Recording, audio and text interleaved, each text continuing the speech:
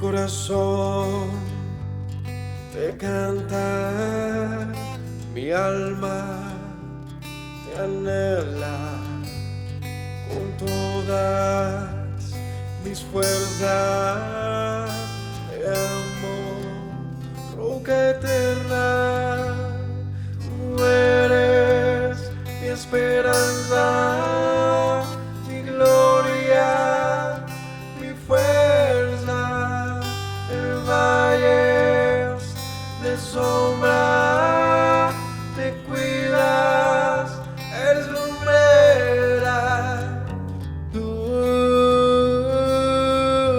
eres fiel, no me dejarás. De la muerte y me levantarás. En tu palabra puedo confiar. Tú eres fiel, no me dejarás. De la muerte y me levantarás. En tu palabra puedo confiar. Eres fiel.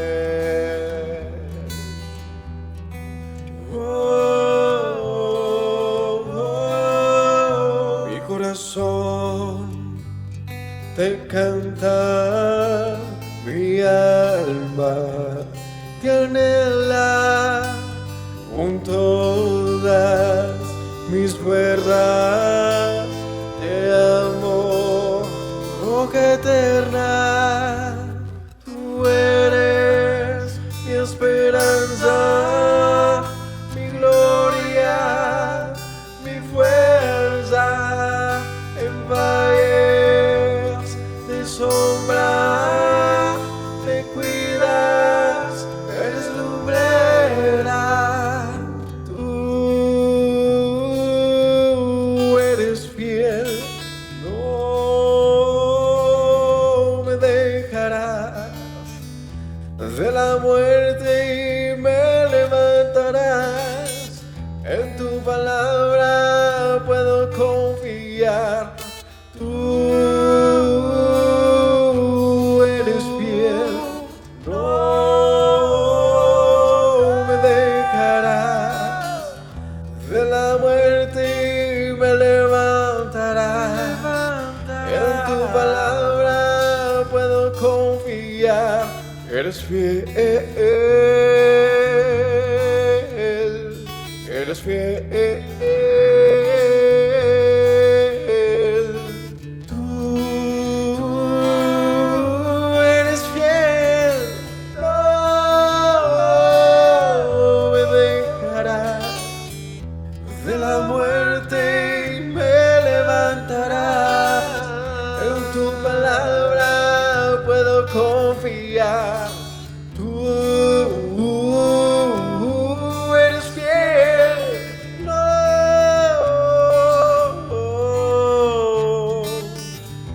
de la muerte y me levantarás. En tu palabra puedo confiar. Tú no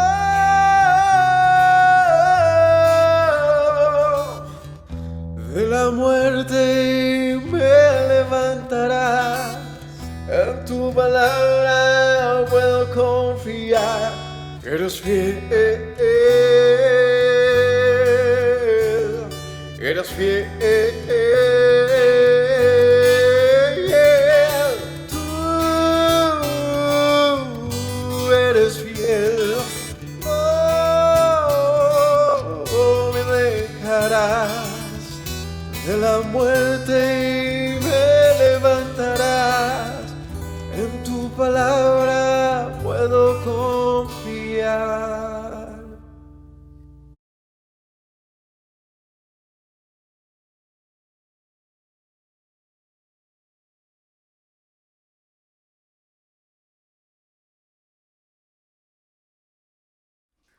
Shabbat Shalom para todos, Yahweh los bendiga, bienvenidos a una noche más de estudio, a estudiar el Salmo número 94, una un inicio de Shabbat, como siempre, para meditar, para reflexionar, para pensar en nuestros caminos, para acercarnos a Dios con oración, con alabanzas, como es típico de los salmos, y para que todos lo aprovechemos. Recuerden que esta es parte de esta enseñanza de una lista de reproducción en nuestro canal llamada Salmos verso a verso.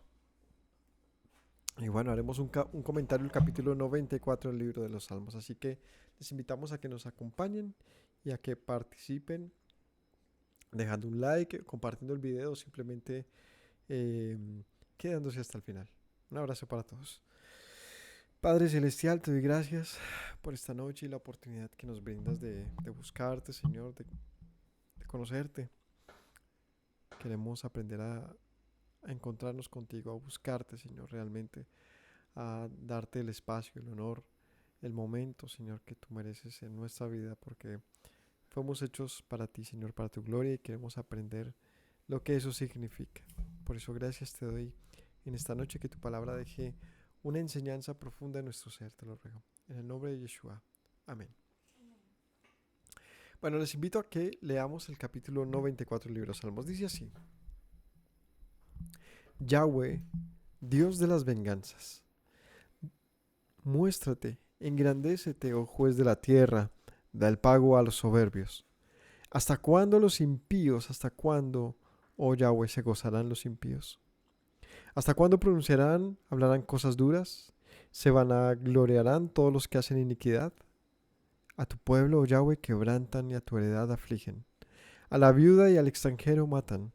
A los huérfanos quitan la vida y dijeron, no verá Yah, ni entenderá el Dios de Jacob.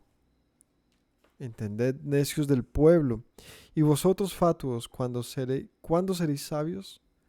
El que hizo el oído no oirá, el que hizo el ojo no verá, el que castiga a las naciones no reprenderá, no sabrá el que enseña al hombre la ciencia. Yahweh conoce los pensamientos de los hombres, que son vanidad.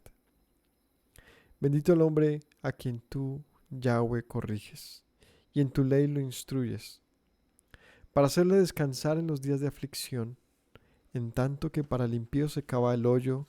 Por tanto no va a abandonar Yahweh a su pueblo, ni desamparará su heredad, sino que el juicio será vuelto a la justicia, y en pos de ella irán todos los rectos de corazón. ¿Quién se levantará por mí contra los malignos? ¿Quién estará por mí contra los que hacen iniquidad? Si no me ayudara Yahweh, pronto moraría mi alma en el silencio. Cuando yo decía, mi pie resbala, tu misericordia, Yahweh, me sustentaba. En la multitud de mis pensamientos dentro de mí, tus consolaciones alegraban mi alma. Se juntará contigo el trono de iniquidad, que hace agravio bajo forma de ley.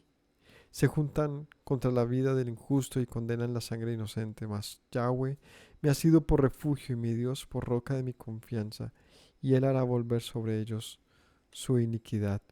Los destruirá en su propia maldad, y los destruirá Yahweh, nuestro Dios. Vaya, es un salmo como inicia, un salmo con venganza, ¿no? Pidiendo venganza, Dios de las venganzas. Oh Yahweh, Dios de las venganzas. ¿Qué busca el salmista? ¿Qué es lo que está pidiendo el salmista? ¿Qué es lo que está clamándole a Dios en este salmo? Una venganza, ¿por qué? ¿Por causa de qué? ¿O contra quién? Contra los malvados, ¿no? Una venganza en contra de los malvados, y particularmente y muy interesantemente contra un gobierno malvado. Es una solicitud de Señor: ¿hasta cuándo los extranjeros van a hacer lo que quieran? ¿Hasta cuándo los malvados van a hacer miserables las vidas de tu pueblo? ¿Hasta cuándo se levantarán con iniquidad y no darás el pago que merecen? Vamos a ver entonces este salmo ya al detalle, verso a verso, lo que nos expresa y que podemos aprender para nuestro momento de oración, para nuestra manera de pensar en lo que se refiere a la gente malvada que nos rodea, ¿no? No todo el mundo es malvado, no todo el mundo está dentro, digamos, de ese grupo, pero ciertamente hay gente mala. Ciertamente hay gente malvada cerca de nosotros, y me refiero más allá de que pueda ser un familiar, un vecino o alguien cercano en el sentido de proximidad de geográfica, me refiero a, a que muchas veces esa maldad está en los grupos en los que pertenecemos, en los grupos que están por encima de nosotros, me refiero a las autoridades, a los líderes, muchas veces puede ser incluso un sistema, y vale la pena preguntarnos, Señor, ¿hasta cuándo permitirás esto? Entonces arranca diciendo, Yahweh, Dios de la venganza, Dios de las venganzas, muéstrate. Es muy interesante la designación que se hace aquí acerca de Yahweh, ¿no? ¿Cuál es la designación que se le da a Yahweh en este capítulo? El Dios de la venganza. Es que suena como ¿no? Dios de las alturas, ¿no? Tú eres Dios de misericordia, eres el Dios todopoderoso, eres el Dios altísimo, pero eres el Dios de las venganzas. Y sin duda hemos ya leído, vamos en el 94, muchos salmos, donde hay una proclamación similar, ¿no? Por venganza, por justicia, por pedirle al Señor que intervenga en las situaciones que se vuelven un problema tan grande, en el cual evidentemente aquí Él no podía tener control, ¿no? Aquí está hablando al parecer de aquellas personas que rigen con esta maldad tal que uno dice, bueno, ¿hasta cuándo esto tendrá fin, no? Y creo que esto nos puede hacer pensar mucho en el presente que llevamos. Siempre estamos cerca de una situación similar a esta, ¿no? De una maldad tan constante y como tan imparable que nos decimos, ¿hasta cuándo, Señor? Y el Dios de la venganza, ¿no? Este pasaje sumados a otros donde dice la escritura, dejen a Dios la venganza. Dice el Señor, déjenme a mí la venganza es mía. No te vengues de tu hermano, no guardes rencor y odio contra tu hermano, ni busques la venganza, porque mía es. Y rápidamente recordemos qué es la venganza. ¿Qué es venganza? ¿Qué es venganza? La venganza es un ¿qué? Es un acto de justicia. Lo que pasa con la venganza depende, el problema con la venganza, si es que hay problema en esto, depende del vengador. Es decir, ¿qué es realmente la venganza, no? La venganza se entiende en el marco de una deuda, ¿no? Cuando tienes la necesidad de cobrar una deuda que no ha sido pagada y que no ha querido ser pagada, más bien. Y con deuda me refiero particularmente a este asunto de que te han lastimado, de que te han hecho daño, o que simplemente alguien ha cometido algo que no debe. Viene la necesidad de, digamos que la balanza se ha inclinado hacia un lado, devolverla a su lugar. Entonces aquí viene el concepto de venganza. ¿Quién vengará? ¿Quién va a tratar de hacer justicia, ¿no? Entonces, en el sentido más claro de lo que intenta representar la venganza es esto, es justicia. Es justicia. Alguien que mira por el acto que se le ha hecho a una persona y que por lo tanto ha generado un culpable y el otro ha quedado en inocencia, pues ese culpable no ha pagado su deuda. Entonces viene la necesidad de pensar en un vengador, en alguien que cobre eso, en alguien que vaya y reclame la justicia. Entonces la venganza es como un reclamo de justicia más allá, ¿no? Es como cuando la venganza quizás tiene ese tono más allá, más alto en relación a la justicia, en que se reclama, no se espera, ¿no? Esperemos que haya justicia, no, se reclama. Yo exijo justicia. Entonces cuando se exige la justicia, pues va bien acompañada de un sentimiento, ¿no? Y ese sentimiento se le llama venganza. Digamos que ya trayéndolo a nuestra, ¿cómo lo digo? A nuestras vidas, ¿cómo se entiende la venganza en nuestras vidas? Pues es un sentimiento muy fuerte, muy poderoso, que por causa de nuestra incapacidad, muchas veces nublados por el dolor, por la rabia, por la amargura, y por la injusticia, nublados por esa sensación de impunidad, la venganza suele convertirse en otro asunto diferente, ¿no? La venganza pasa de ser de un acto de justicia muchas veces a ser un acto sí, algo más movido por el resentimiento, correcto, como por el rencor y la rabia, claro, sí, del deseo de hacer justicia, pero donde muchas veces ese golpe que va de respuesta es mucho más fuerte, lo que ya pasa del ojo por ojo. Recordemos que la balanza bíblica es el ojo por ojo y diente por diente. ¿Qué significa el ojo por ojo y diente por diente? Pues que no puedes ir más allá de lo que se establece en la ley.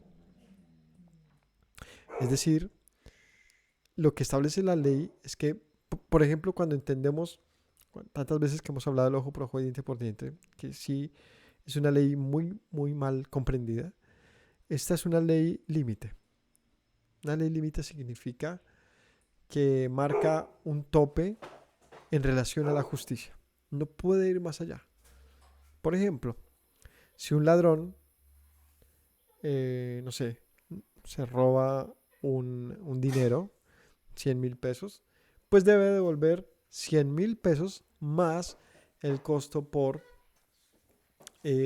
¿cómo se llama esto? Por restitución. Pero no puede devolver más que eso. Ahora, el ojo por ojo opera generalmente en actos de ofensa contra una persona en particular, donde esa persona recibe una agresión. Digamos que hay, en ese orden de ideas, hay dos leyes. Una que tiene que ver con la restitución, que en el marco general se refiere a las cosas, a los objetos, a las pertenencias, al material de una persona. Pero el ojo por ojo aplica principalmente a la ofensa y al acto cometido contra una persona. ¿Me hago entender? O sea, si tú golpeas a una persona y le tumbas un diente o lo golpeaste y le haces un daño en su brazo, ¿cómo le restituyes ese brazo? ¿Le vas a devolver 3 brazos? No. El ojo por ojo y diente por diente significa que se pone un tope de devolución equivalente al daño, pero no puede ser más allá. Por ejemplo, si hay una persona que, no sé, golpea a otro, entonces no puede ir al juez y el juez le da pena de muerte a aquel por haberlo golpeado. No puede, es ilegal. Porque la pena máxima que tiene de acuerdo a eso es algo que compensa ese golpe. Vamos a ver cómo rápidamente el ojo por ojo y diente por diente qué significa. Y para esto hay una aplicación completa, pero voy a ir a la parte concluyente. El ojo por ojo y diente por diente no significa que si tú le quitas el ojo a una persona, entonces a ti te van a quitar el ojo. Por el simple hecho de que si te quitan el ojo a ti también, no va a hacer que el otro vea. Entonces, pues no soluciona nada. Si tú le rompes un diente al otro, y entonces tú vas ante el policía, ante el juez, y el juez te dice entonces que le quitan a usted también un diente, pues sigue habiendo injusticia, porque ahora el otro se quedó sin diente y tú también. Entonces, ¿qué significa el ojo por ojo y diente por diente? Pues que si le quitaste un ojo a tu hermano, entonces le debes un ojo. ¿Cuál es el costo de un ojo? Calcúlelo, un juez tiene que determinarlo. ¿Cómo puede ser ese ojo? Por ejemplo, tienes que ser su vista, ahora tú tienes que ver por esa persona. Si le quitaste un diente, ahora tú tienes que repararle sus dientes, restituirle por completo en lo que se puede restituir y además tienes una deuda en torno a eso. ¿Cómo se interpreta eso? Pues en el pasaje donde se habla del ojo por ojo y diente por diente, lo describe también en un contexto de animales, donde por ejemplo dice que si tú cogiste una vaca de tu hermano y se la mataste, ¿qué dice? ¿Que tu hermano va a coger una vaca y te la va a matar? No, que le debes devolver una vaca. O sea que el ojo por ojo y diente por diente no se debe interpretar como si yo quito me van a quitar a mí, sino que si yo quito tengo que devolver. Es diferente, porque el principio es de restauración, no de destrucción. Entonces cuando entendemos eso, la venganza suele ser destrucción y no de restauración. Y ahí está la gran diferencia entre la venganza y de una justicia reparativa. La venganza no espera reparar. La venganza sí espera ser el ojo por ojo como generalmente se ha enseñado. Por eso el Señor dice, no cometan venganza, porque es mía. Él es el único que puede hacer venganza en el sentido más estricto, porque tiene la autoridad de quitar. ¿Me hago entender? ¿En qué momento se habla de un vengador más allá del Señor? De cuando ya no hay más sino quitarte la vida. ¿En qué caso está eso? La muerte, los pecados que se llaman pecados de muerte. Un pecado mortal bíblicamente es, por ejemplo, el asesinato. Cuando asesinas a una persona dice que vendría el vengador. ¿Y qué es el vengador? El ejecutor, el que va y te daba el pago por ello, que era la muerte en la máxima pena. Pero ahí está, nuevamente interviene el ojo por ojo, diente por diente. ¿De qué manera intervendría aquí el ojo por ojo, diente por diente? ¿Sabes por qué la muerte solamente puede ser compensada con muerte? Porque si tú matas a otra persona no tienes nada para devolverle, ya está muerta. Tienes que morir. Se compensa la balanza, pero no pueden morir tus hijos por ello. Ojo por ojo. O sea, ese es el punto. Si yo tomé una vida, yo debo entregar mi vida. Pero mis hijos no deberían pagar por eso. Ni mis padres, ni mis hermanos. Es decir, la ley de ojo por ojo no permitiría que el vengador vaya más allá diciendo, como mataste a este, entonces tu familia debe morir. ¿Me hago entender? Entonces es un marco de legítima venganza, el que se plantea en la Torá cuando es el caso de la venganza, y el de legítima restitución cuando se trata del ojo por ojo y diente por diente. Entonces el ojo por ojo y diente por diente es un tope, un límite donde nos enseña, nos muestra, nos manifiesta el tope, ojo, máximo. Lo interesante del ojo por ojo y diente por diente es que muestras el tope máximo, no el mínimo. Por ejemplo, ¿cómo así? Si te lo explico. Me han quitado a mí un ojo. Yo tengo la opción a tope, o no, no tanto yo, el juez, de hacer que esa persona pague mi ojo en lo que él, ¿cómo se dice? Determine que se hace pago. Con una pena máxima, no sé. Él puede analizar, bueno, este es un muchacho, es un joven de 36 años y le quedan, a un promedio de 80 años, le quedan 44 años de vida. ¿Cuánto vale un ojo, la vista de un ojo en 44 años? Eso es, no sé, digamos, él determina, son 200 millones de pesos. No sé, yo no sé, por poner un dato no tengo ni idea cómo lo determinen, pero él tiene que determinar lo que significa ese costo a lo largo de mi vida, los perjuicios, y esa persona incluso ver, en este caso, este presente, cómo médica, tecnológicamente podría tratar de restituirlo. Lo que no puede pasar es que ese hombre vaya a la cárcel. Y, o sea, eso, digamos, otra vez, es un caso no bíblico.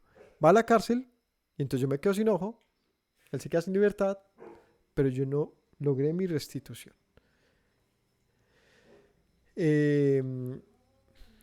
Entonces, estamos en ese punto de entender que la venganza entonces se pone en manos de Dios. Porque ¿qué pasa cuando la venganza es humana? Siempre suele salirse de control. Y entonces, ¿en qué se convierte? En un yo golpeo más duro. Entonces el otro se vuelve otra vez, o le crece a esa persona un sentimiento también de venganza. Y él en su venganza me golpea más fuerte. Y se convierte en un ojo por ojo y diente por diente donde todos terminamos ciegos, ¿no? Por eso el Señor dice, déjenme la venganza a mí. Hemos visto las venganzas en la Biblia, cuando hubo venganzas del pueblo, cómo se volvían. Por ejemplo, el caso de David, por no ir muy lejos, cuando el caso de, ¿se acuerdan que lo insultaron a él? O el caso de la casa de Saúl, o el caso de los pueblos a ver, hubo casos donde unos pocos o uno cometió un daño contra él y mandaban a arrasar a la población completa por eso. A él, a sus hijos, a sus nietos. ¿No? ¿Cómo era esto posible? Bueno, el punto es que la Torah marca una manera de hacer las cosas, los hombres hacen otra. Hoy en día es fácil verlo en conflictos interminables en nuestro mundo, ¿no? Y cómo, incluyendo el tema Israel, Palestina, todo este cuento, cómo hay una venganza interminable, donde un sentimiento cada vez más fuerte hace que alguien sienta justificar lo que hace, ¿no? Es decir, eh, por ejemplo, no sé, yo golpeo a mi vecino, él viene y me da un golpe más fuerte, entonces yo voy y le doy 2 puños luego, y él me da luego una puñalada, yo luego le doy con un martillo y uno dice, y cada uno siente que tiene una justificación para hacerlo, porque él dice, pues que vea lo que me hizo. Y entonces cuando yo lo golpeo, le digo, pero es que vea lo que él me hizo. Y la verdad es que todos esperamos que el mundo de una u otra manera pruebe lo que hacemos mientras estamos ejecutando cada vez mayor violencia, ¿no? Lo único que podemos decir acerca de lo que pasa en Medio Oriente es que hay mucha violencia y que en ambos casos se trata de justificar con Dios. Pero la verdad es que deberíamos decir, Señor, Dios de las venganzas, ¿hasta cuándo vas a permitir que esto pase? En los casos que corresponda. En los casos que corresponda a quien ejecute la maldad, a quien haga maldad, a quien hace iniquidad, quien se levanta contra el inocente. ¿Hasta cuándo, Señor? Muéstrate, engrandécete, juez de la tierra, y da el pago al soberbio. ¿Hasta cuándo el impío? ¿Hasta cuándo Yahweh se gozará el impío? ¿No? Y esa es la sensación. Como de, bueno, aquí el término actual colombiano, no sé cómo se le diga en otros países, pero aquí es muy común decirle impunidad a esto. ¿Hasta cuándo el malvado va a ser y como que no pase nada? ¿No? ¿Por qué no, Señor, haces lo que tú sabes hacer también? Tú eres el juez de la tierra. Da el pago al soberbio. Porque lo que mueve a hacer este asunto de una venganza interminable en el fondo es soberbia. Es que me la debe y yo tengo que hacer que pague, ¿no? En el fondo es eso. Por eso yo hablaba que es interesante, el ojo por ojo nos marca el límite a tope, pero no el mínimo. ¿Cuál es el caso mínimo? ¿Qué es lo mínimo?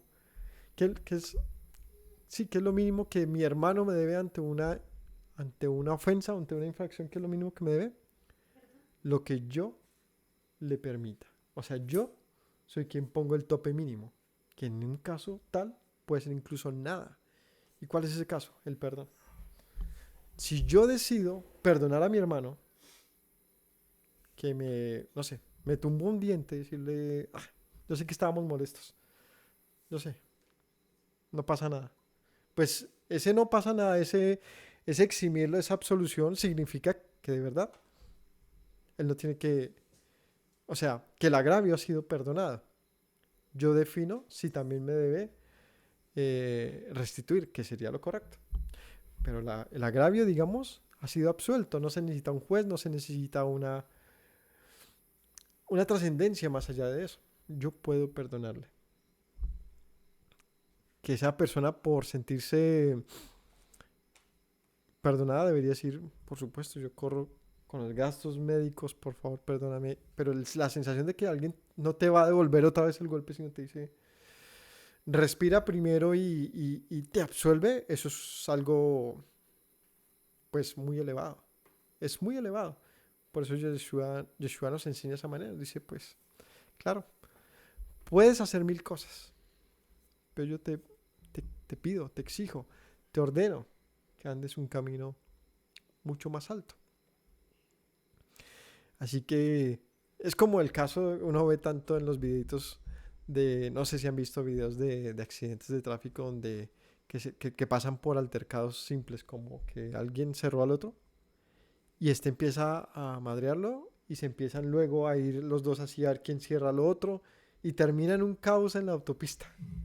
Y dice, qué bobada. Era tan fácil que al principio alguien lo cerró porque es mala onda o por lo que sea, y haber uno pasado el trago amargo y decirle, hágale. Podría haber sido esa una opción y uno habría sido el sabio. ¿Y por qué lo dejó ir si usted tenía la vida? Pues porque esa persona no es capaz de obligarse. Yo sí tengo la capacidad de dejar ir pasar las cosas. Entonces es como una capacidad. Al punto al que vamos entonces es este. Como yo tengo entonces, más bien, el Señor no me ha pedido la venganza, no me ha dicho, véngate de tu hermano. me ha dicho más bien perdona y ama a tu prójimo, entonces yo puedo decirle, Señor, entonces véngate tú. Señor, ¿hasta cuándo con la maldad en este mundo? ¿Hasta cuándo permitirás que nos gobiernen los malvados? ¿Hasta cuándo permitirás las masacres? ¿Hasta cuándo? Y es que este mundo tiene muchas cosas para que quejarnos, pero montones. Entonces, aprendamos este principio, mis hermanos. No busquemos la venganza. No seamos es que yo no soporto a esta persona, es que si yo lo veo, es que esa sensación de malestar, conocemos casos, termina siendo lo que sea, ¿no? Ahí vimos lo recién, ¿no? El tema de la masacre de octubre que cometida en Israel, donde mataron a más de 1000 personas en un instante así, en un día. Hombres llenos de sevicia, de todo. ¿Por qué lo hicieron? Por venganza. Y ahora que llevamos 50.000 muertos, ¿por qué? Por venganza. ¿Cuál es la diferencia? Pues la diferencia es que cada uno reclama. Y desde su ojo, su reclamo es justo. Desde el propio ojo. ¿La venganza es justa entonces? Pues es rara, es subjetiva. Pero ¿quién puede ser sino el juez justo de la tierra? Nuestro Padre Celestial, el Santísimo Rey, ser justo realmente en una venganza. Por eso aprendamos este principio. No te vengas de tu hermano. Deja la venganza en manos del Señor. A veces es mejor pasar el trago amargo y decir, ay, oh, Señor, ayúdame a sacar esto de mi alma que me lastima contra mi hermano. Y repréndele tú, trabaja en él. Y cuando tengas la oportunidad de hablar con él, hazle caer en cuenta de su mal. Pero no lo lastimes, no es necesario.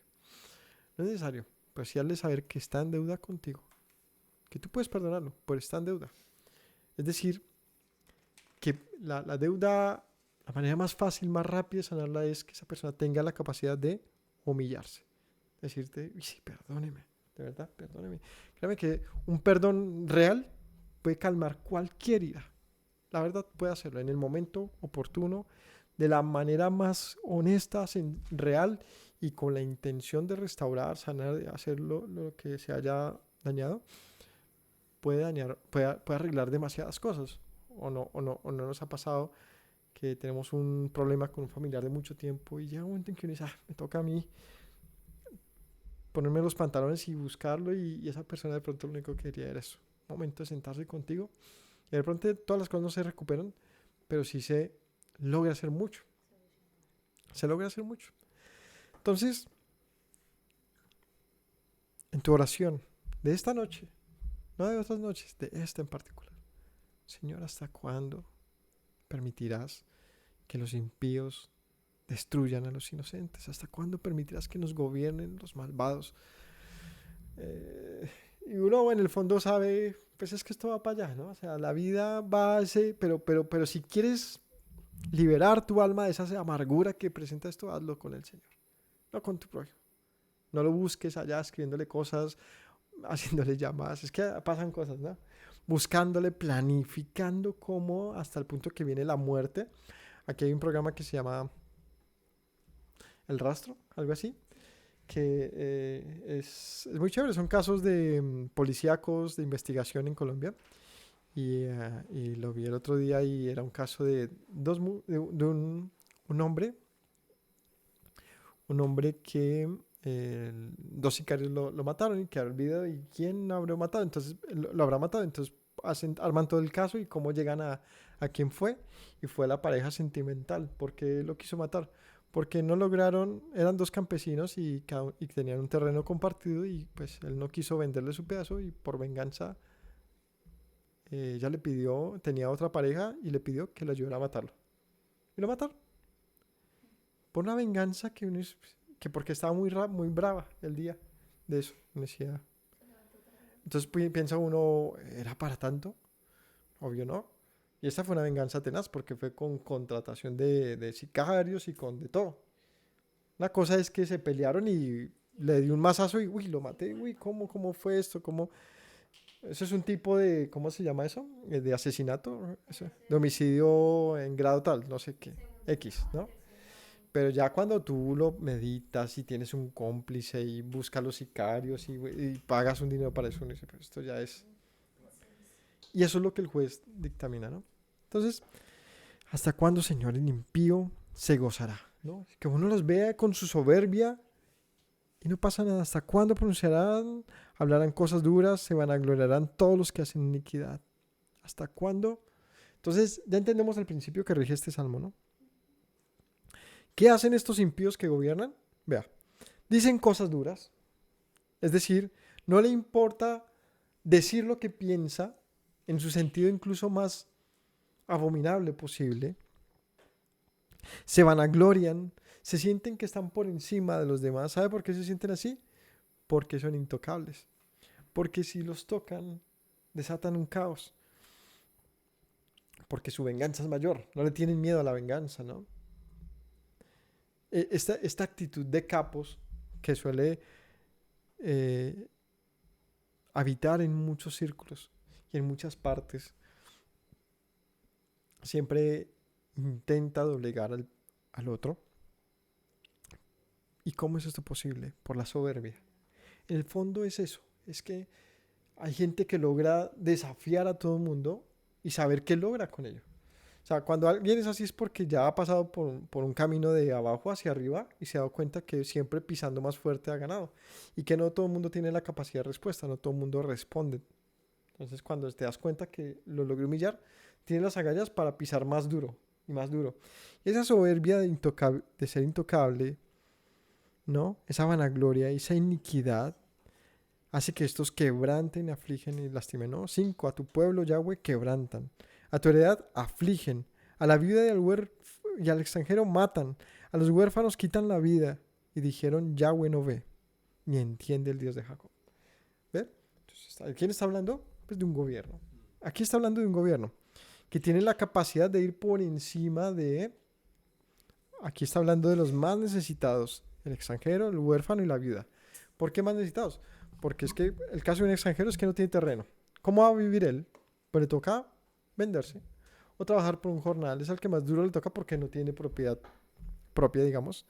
La viuda, pues está sin la protección de su marido, muchas veces también divagando y mirando cómo ganarse su vida.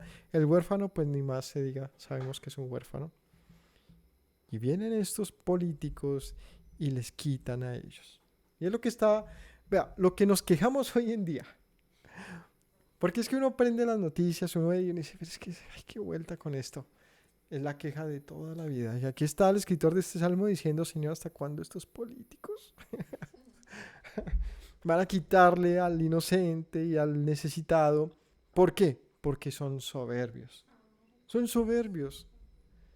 No, hay gente que es que uno de verdad ve y uno dice, ¿cómo es que sigue siendo político? O sea, ¿cómo es que todos los políticos tienen algo en particular, algo en común, la mayoría de ellos, que han estudiado supuestamente, que han ido a grandes universidades, que tienen un capital muy alto, que supuestamente son personas cultas?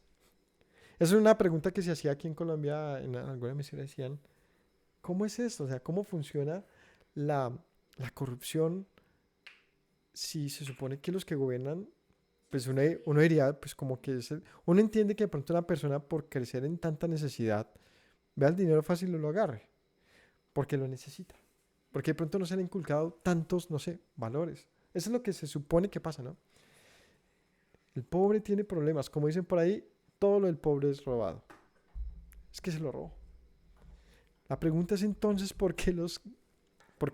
para ser político en particular, tienes que haber hecho una carrera importante, rodeándote de personas intelectuales, ¿no? Gastando un buen dinero en el exterior, en países que no, muchas veces no son corruptos, o sea, no viven la corrupción de Colombia. Para llegar a Colombia y quitarle la plata a los necesitados, uno dice, no inventen tanto. ¿Cómo es esto posible? ¿Cómo es esto posible? Soberbia. Porque saben cómo se aprenden a hacer la trampa. De pronto llegan con buenas intenciones a sus trabajos, pero en ese ambiente se les pega toda la miel, todos sus amigos, lo rodean y de una manera u otra empiezan a participar y pasa esto, cada vez empiezan a pisar más fuerte. El ser intocables y en la vida presente muchas veces y para algunos sectores esto no significa algo malo. Significa que tienen autoridad, que tienen brazo fuerte, que tienen no sé qué. Se aplaude en muchos casos. En otros, uno se pregunta es, ¿cómo es que siguen dirigiendo? ¿Cómo es que no hay un ente controlador más duro, más firme? Decir, venga, ¿usted cómo dice esto? ¿Usted cómo hace esto? ¿Cómo? Y pues quitarlo de ahí, ¿no? Yo creo que en un país, por lo menos en Colombia, tan grande, con tantos colombianos, no creo que todos sean la misma vuelta. Yo creo que si hubiese más rasuradora, se cortara más, pues vuelve y crece otro que quizás tenga unos principios mejores. Quizás se den cuenta que no, el dinero no nos hace mejores personas. Es aquí el temor de Dios.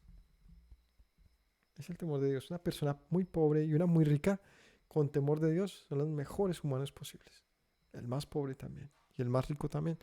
Pero el más pobre y el más rico, sin Dios aquí, pueden llegar a ser los más miserables y las peores personas que hay. Así que depende de nosotros, mis hermanos, dónde tenemos al Señor.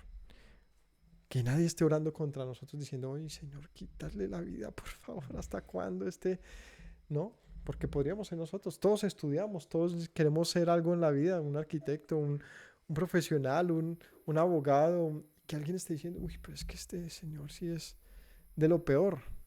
Imagínense que lo maldijeran a uno porque uno fuera de estos, de los soberbios. No. ¿No ves, Señor? No entiende el Dios de Jacob. Y aquí es como un reclamo diciendo, o sea, Señor, tú te das cuenta de todo, ¿no? Y más bien es como, más allá de un reclamo contra Dios, es diciéndole a los demás, ¿ustedes creen que Dios no ve? El impío, ese es el punto, que cree que Dios no se da cuenta de lo que hace. Es más, muchas veces cree que Dios le está aplaudiendo, le está diciendo, qué maravillosa venganza. O, o qué bien robas a tu nación. O qué bien haces lo que haces. No. Y aquí es el reclamo y que podríamos decirle al mundo, ¿ustedes creen que no van a pagar lo que hacen? ¿Usted cree que Dios no está viendo que usted le está quitando el alimento a los niños, a los ancianos, a las poblaciones pobres? O sea, a ver, ahorita en Colombia viene ahora el invierno bravo, porque eso es así, ahora es unos ciclos pero duros. Y el Chocó vuelto nada, un departamento tan sumamente olvidado de nuestro país, que no es que no haya tenido dinero, es que se lo han robado. ¿Quién? ¿La población? No. Los gobernantes, y uno dice, ¿en serio? Yo tuve las noticias de hoy y siguen siendo las casitas vueltas nada. Que uno dice, pero ¿en qué nivel de civilización están allá? ¿Por qué hay tanto abandono? Es muy lamentable, porque bien nosotros podríamos haber nacido en esa situación y estar hoy en una canoita viendo cómo mi casa es arrasada por un río. Entonces, pensar en eso, ¿no? ¿Cómo a uno no le duele el alma decir, venga, si yo tengo que administrar un dinero público, ¿por qué no más bien le meto todo el empeño a decir, venga, yo voy a hacer que se cumpla, que ese dinero le llegue a quien merece y no solamente que a quien le merezca, sino que se ejecute adecuadamente? Eso es lo que debería pensar un administrador que pasaría a la historia como eso, como un gran administrador, como un gran político, pero no, lo que pasa es que todos pasan la historia como un corrupto más, como un vendido más, como un impune más, como un maldito para la sociedad. Horrible, horrible, definitivamente es horrible pensar que uno deba pasar la historia de esa manera. Si uno tiene la oportunidad de verdad de tener autoridad en medio de una comunidad, hágalo bien. Es que es el voto de la gente, o sea, es la voluntad de la gente diciendo yo creo que usted me represente. Es mucha confianza encima para terminar pagando así. ¿No crees que Dios ve? Y dice, ustedes, fatuos, tontos, ¿cuándo creen, cuándo van a volverse sabios? El que hizo el oído no oye y el que hizo el ojo no ve. El que castiga a las naciones no cree que va a reprenderlos. No sabrá el que enseña al hombre la ciencia. Yahweh conoce los pensamientos de los hombres, que son todos vanidad. Entonces aquí dice duro, ¿no? Y es que de verdad van a creer que van a pasar impunemente, aunque la justicia social de un país diga no cometió tal delito, simplemente por las trampillas que se suelen hacer para finalmente sacar impunes. Créanme que pasa el tiempo y tarde que temprano todas las cosas salen a flote. ¿Sabe qué salió a flote recientemente aquí en Colombia? Algo horrible. Y es como En la toma del Palacio de Justicia, que fue hace cuánto. Ya va rato, ¿no? Es como para los 90. ¿En los 80s? 80s. No, como 80, 90. ¿Y qué pasó allá? Eh, que la historia que todos nos cuentan, ¿no? Que un grupo guerrillero aquí, el M-19, se tomó el Palacio de Justicia y movió por el narcotráfico, no sé qué. Y hubo una matanza de allí de magistrados. Y tan, tan, tan. Y bueno, esa es como la historia comúnmente hablada. Pero entonces cuando empiezan a investigar, o bueno, son investigaciones de antaño, que no se lograban tener fuerza y realmente entender qué pasó. Y es que hubo muchos homicidios de magistrados que no tenían que ver con la toma del palacio. Y es, ¿por qué apareció este man acá con un disparo de un arma que no es de guerrilleros, ni tampoco de la policía? Y cosas así, como muy fuera de lugar. Entonces salían muchas supuestas voces de esto fue como que algo, un montaje. ¿De quién? ¿Quién quería matar a jueces? Pues alguien que no quería ser visto de jueces. Lo que pasa en el Palacio de Justicia es que hubo una quema de archivos de la nación, donde estaban casos. ¿Quién querría quemar los archivos de la nación? El caso es que recientemente un exagente de la época que estuvo en eso y que torturó personas movidos por el poder. O sea, él dijo, y eso lo pueden encontrar, y pues obviamente muchos dirán, pues eso es lo de, ¿quién dice que eso es así? Pues hay una mujer que está investigando porque su papá era un magistrado y murió en eso y ya se tomó como la tarea, yo voy a ver qué pasó con mi papá, porque en el caso de ella, no me acuerdo el nombre del papá, el papá lo sacaron del Palacio de Justicia y, y, y fue todo totalmente confuso del cómo lo encontraron, cómo lo reconocieron y todo, o sea, se notó un montaje. Obviamente ya no quedó conforme con la versión y la empezaron a perseguir a ella, a su mamá, y tuvieron que irse a otros países, terminaron viviendo en Bélgica, y a causa de ellas estar investigando sobre eso, ellas sufrieron una persecución del Estado colombiano. Lo que hizo que cogieran más perrenque por buscar qué pasó.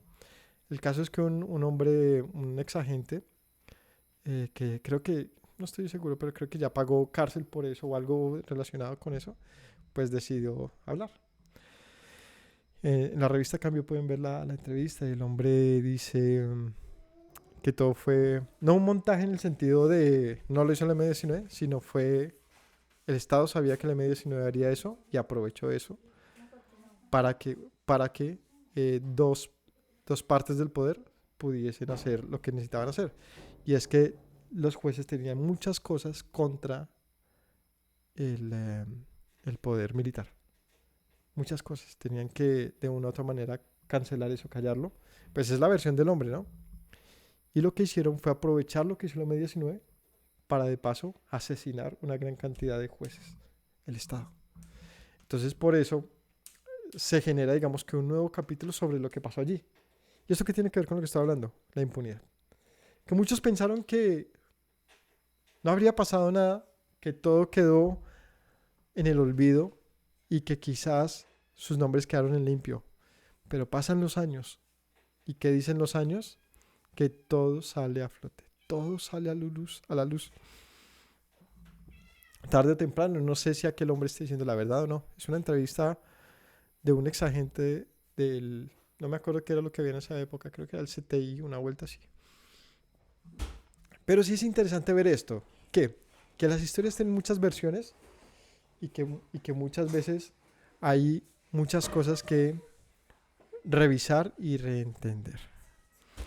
Pero lo que sí tenemos que saber es que Dios, quien hizo el ojo ve, Dios quien hizo el oído, oye. Que necesitamos tener sabiduría, que si no tenemos sabiduría nunca lo vamos a ver. Pero justamente la sabiduría nos permitirá ver que Dios no dejará en impunidad a nadie. ¿No te das cuenta por qué pasan las cosas que pasan en las naciones? Es el castigo de Dios, sin duda. Aunque suene duro pensarlo, todo lo que pasa en el mundo es el acumulado, es una reprensión. Allí digamos que hasta que se llena la copa y luego se libera la ira de Dios y pasa lo que pasa en las naciones. Si tú ves esto en las naciones y dices, wow, ¿quién escapará a la ira de Dios? ¿Piensas que tú podrás hacerlo? ¿Piensas que podrás escapar a la ira de Dios haciendo injusticia e iniquidad, pasando por encima del inocente, lastimando? Yahweh conoce los pensamientos de los hombres y todos son vanidad. ¿Qué es lo que mueve a la gente a hacer el daño que hace? Vanidad. Así que bendito el hombre a quien tú, Yahweh, corriges y en tu ley lo instruyes. Y aquí viene un pasaje muy lindo.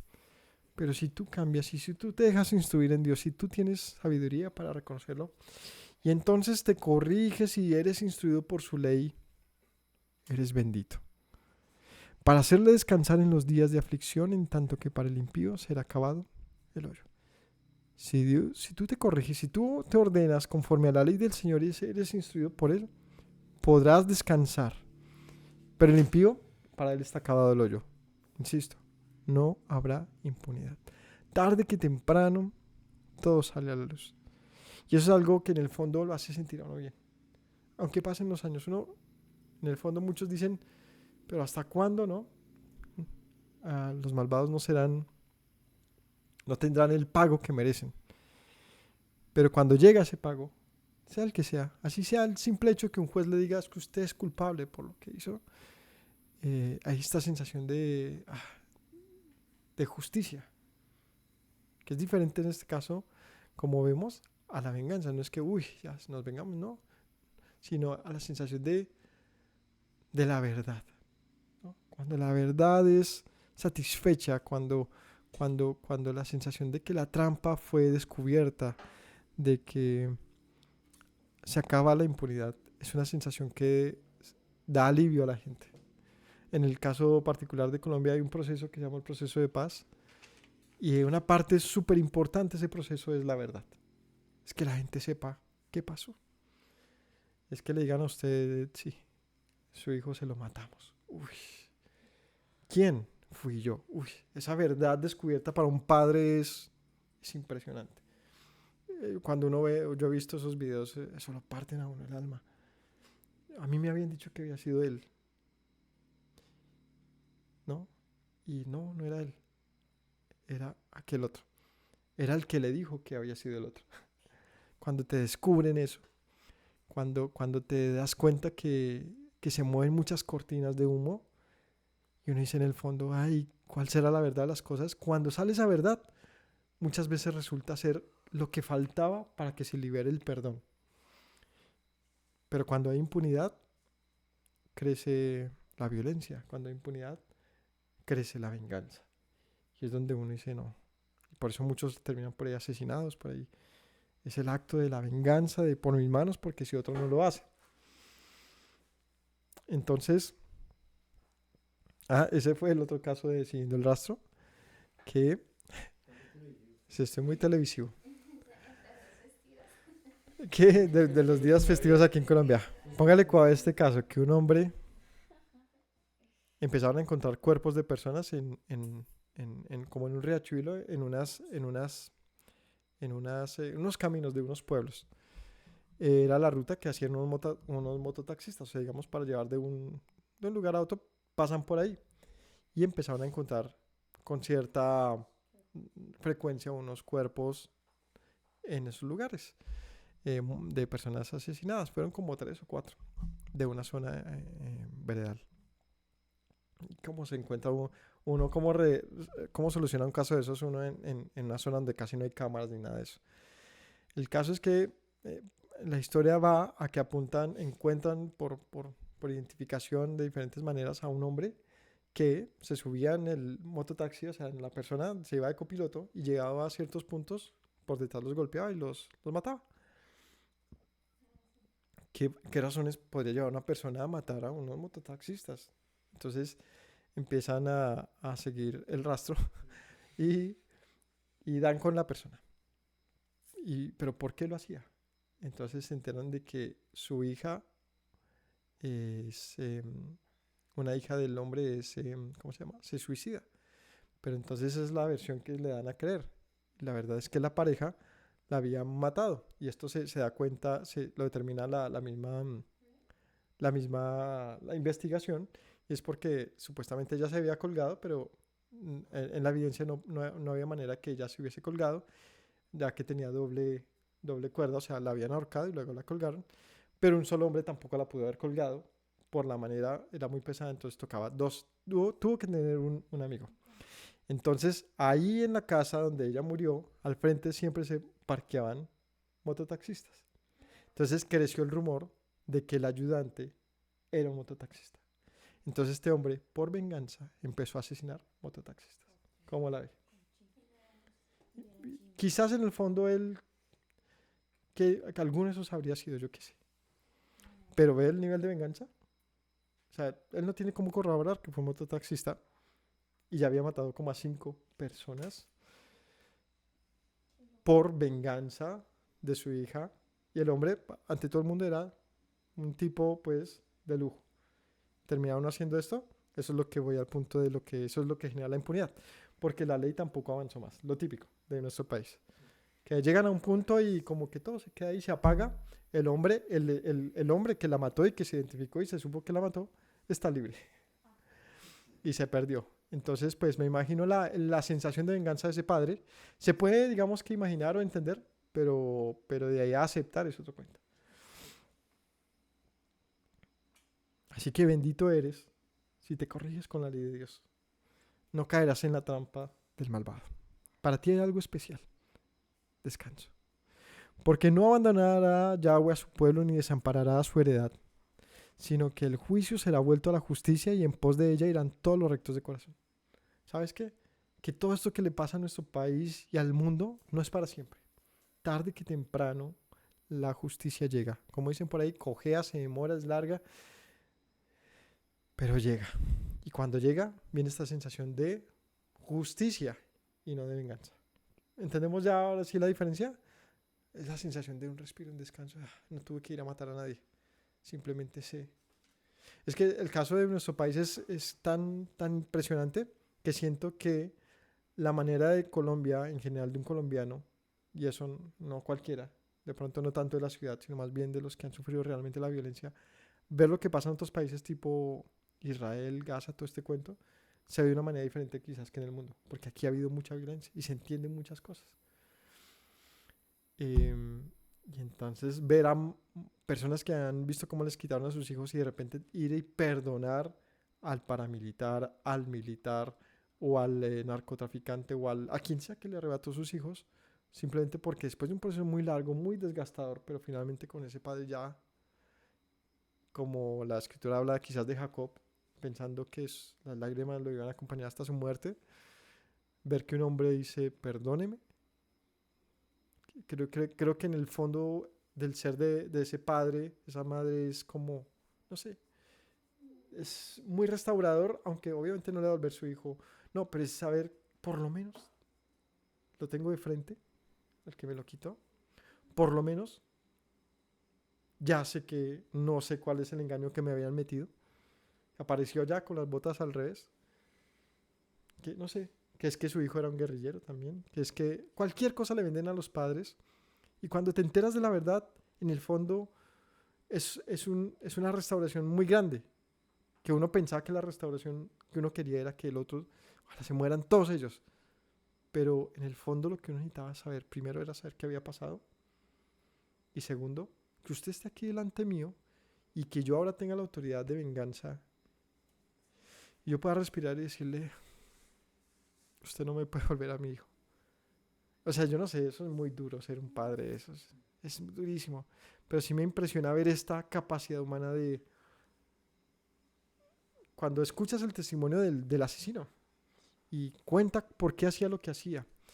Y todo eso, hay casos aquí en Colombia donde incluso hacen cosas en conjunto, donde está aquí el militar, aquí el paramilitar y aquí el guerrillero, o sea, todos ellos, que pasaron todo ese conflicto, haciendo trabajo comunitario juntos, no como enemigos, y viendo todo lo que hicieron, todo el estrago que hicieron, y diciendo, tenaz que hayamos hecho esto. Porque esa es ¿qué queda después de que uno fue lo que haya sido? A menos de que lo practique hoy en día. Sino esa sensación de, yo era lo peor, ¿no? Me merezco lo peor del mundo. Cuando es esa humillación real, ¿no? De una sociedad que te dice, a pesar de todo, intentaremos perdonarlo, es algo muy valioso, siento yo. Pero voy al punto es el de cuando la impunidad termina. ¿Cómo es posible que Dios lo haga. Por eso oremos, Padre, por favor, que nuestra nación, que Israel, que los palestinos, que el mundo no sea siempre pisoteado por los malvados. Que estos paguen, que lleven su juicio por malvados y por quedarse en la maldad, que es lo peor, ¿no?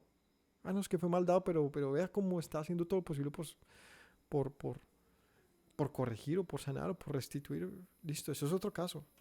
Pero el malvado que sigue escondiéndose y sigue pensando que nada va a ser visto, aquí es donde dice, ¿usted cree que Dios no ve? ¿Usted cree que Dios no oye? ¿Usted cree que hasta cuándo va a ser sabio para darse cuenta que tarde que temprano su maldad lo va a alcanzar y caerá en el hoyo que usted mismo cavó?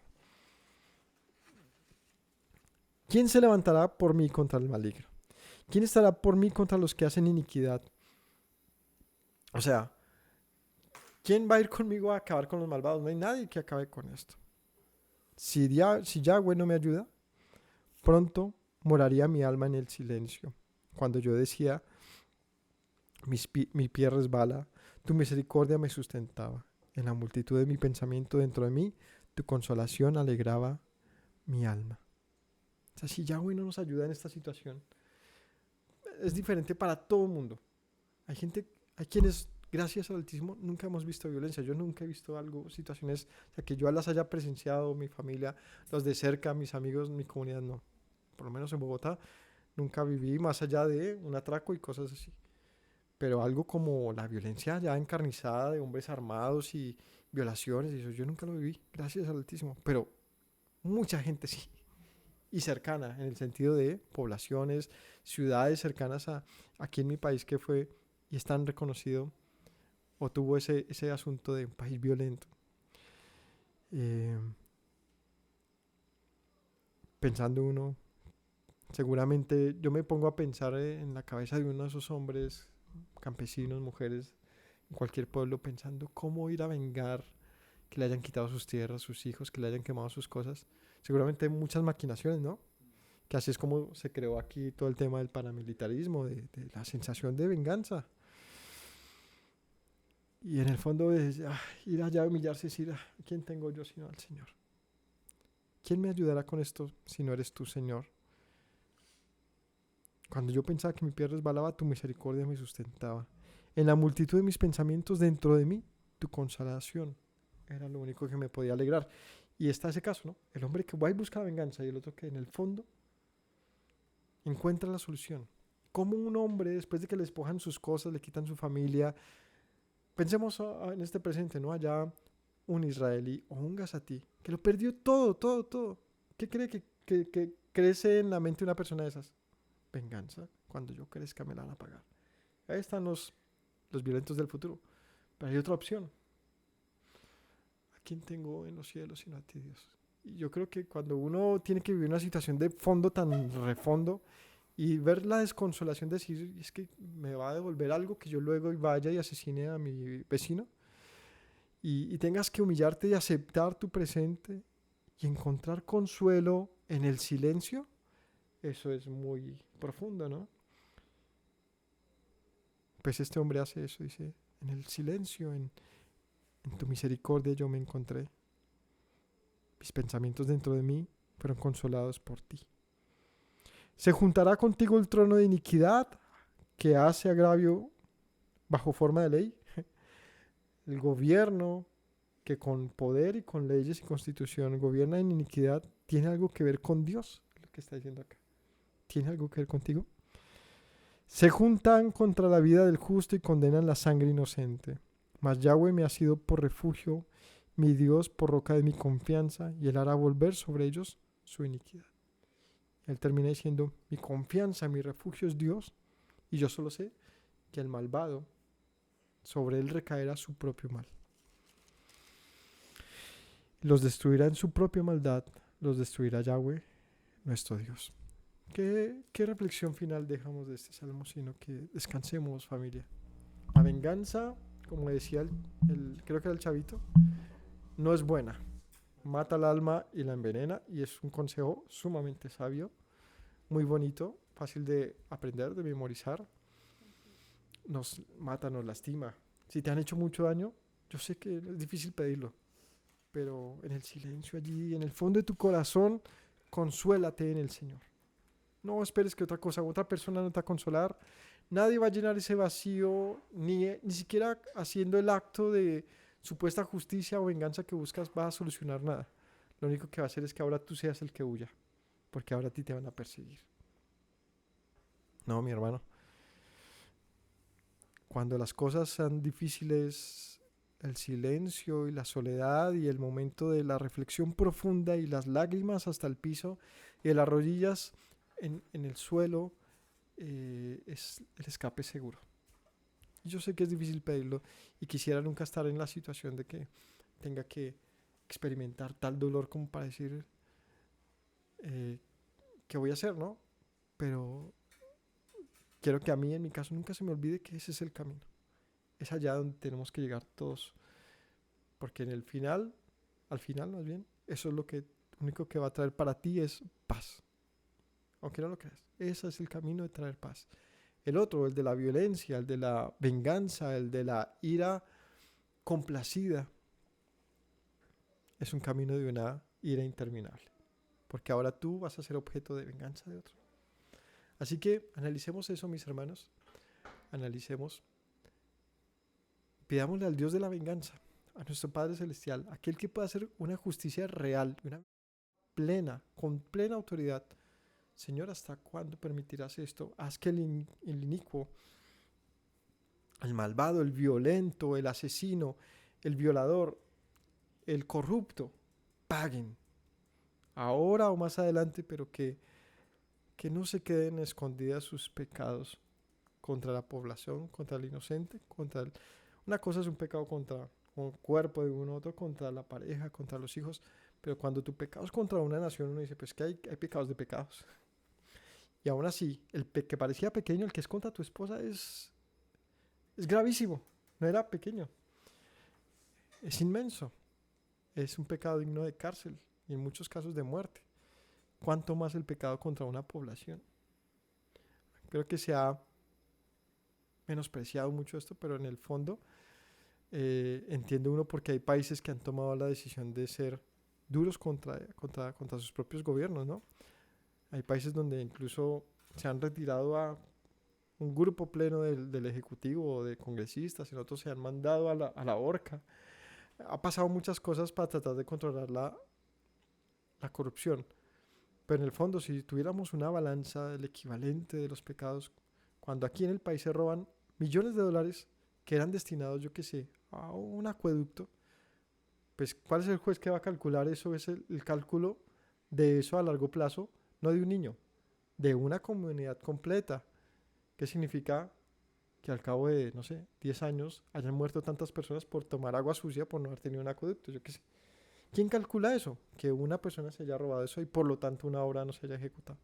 Entonces cuando tú caes en cuenta del peso de tus pecados, aunque tu país no los pague, o sea, aunque tú no pagues lo que supuestamente deberías pagar, no quiere decir que Dios no te los vaya a cobrar.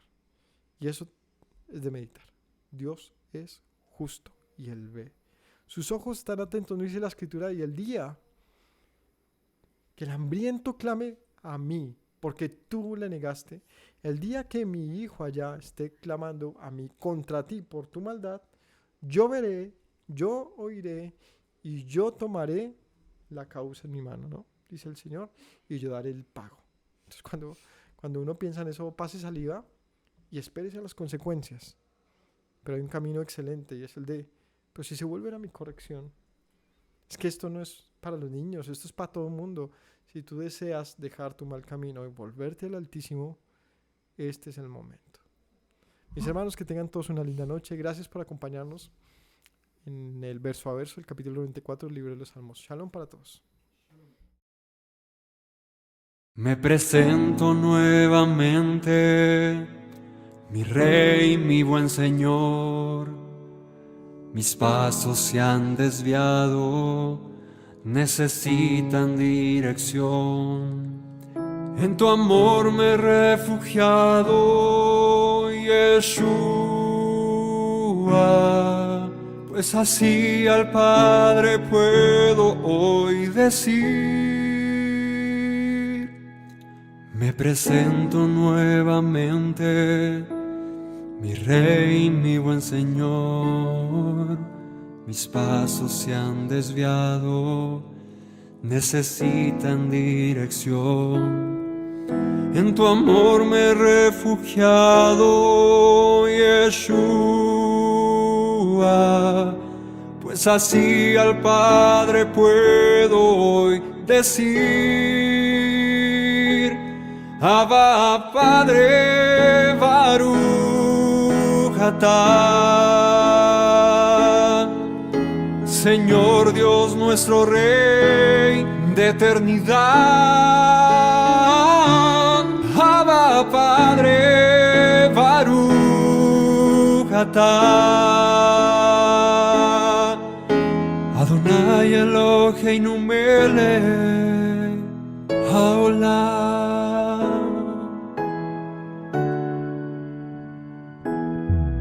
Me presento nuevamente, mi Rey, mi buen Señor.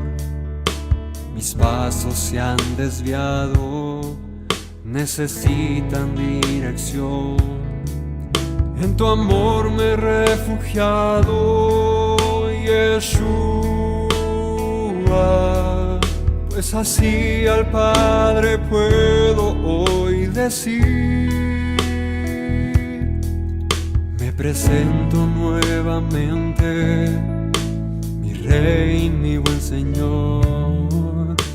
Mis pasos se han desviado, necesitan dirección. En tu amor me he refugiado, Yeshua, pues así al Padre puedo hoy decir: Abba, Padre, Baruch atah. Señor Dios nuestro Rey de eternidad, Abba, Padre, Baruch atah. Adonai Eloheinu melech haolam. Diste tu Hijo con devoción, sacrificio de amor, hasta la muerte el seguirlo para darme salvación. Al tercer día resucitó, a la muerte él venció. Luego al cielo ascendió, volverá, lo prometió. Abba, Padre, Baruch atah. Señor Dios nuestro Rey de eternidad, Abba, Padre, Baruch atah. Adonai Eloheinu melech haolam. Abba, Padre, Baruch atah. Señor Dios nuestro Rey